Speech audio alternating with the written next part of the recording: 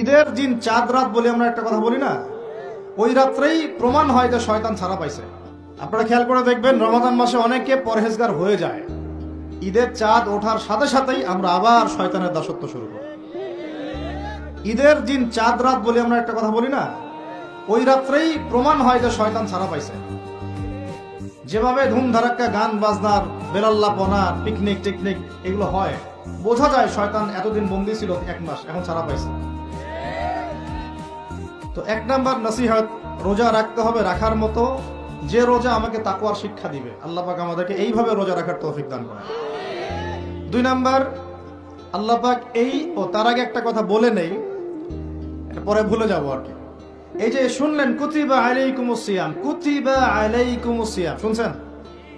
অনেকে তো জানে, এখানে তালেব ইলম অনেকে আছেন, ওলামায়ে কেরামও আছেন, তাদেরকে ওয়াজ করার কিছু নাই আমার, আমি সাধারণ মানুষের জন্য বলছি। কুতিবা আলাইকুমুস সিয়ামের আগেও দুইটা কথা আছে এই কিতাবে।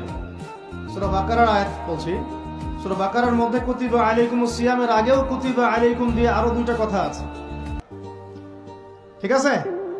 এটা তো বুঝলেন, কুতিবা আলাইকুমুস সিয়াম, সিয়াম ফরজ করা হয়েছে। ঠিক একটু আগে যাবেন, দুই এক পৃষ্ঠা আগে গিয়ে দেখবেন আল্লাহ পাক আয়াত নাজিল করেছেন, কুতিবা আলাইকুমুল কিসাস, তোমাদের উপরে কিসাসকেও ফরজ করা হয়েছে। কি ফরজ করা হয়েছে? ওই যে কুতিবা আলাইকুমুস সিয়াম তো বুঝলো, এটা রোজা রাখতেছে এক মাস। কুতিবা আলাইকুমুল কিসাস বুঝে না। কুতিবা আলাইকুমুল কিসাস আর কুতিবা আলাইকুমুস সিয়াম একই মিজানে না ভাইরা? বুঝতে পারতেছেন তো আপনারা? একই মিজানে, একই ওজনে না? তো কুতিবা আলাইকুমুল কিসাস, তোমাদের উপরে কিসাসকেও ফরজ করা হয়েছে। তোমাদের বলতে আমাদের সবার উপরে, মুসলিমদের উপরে। কিসাসটা কি?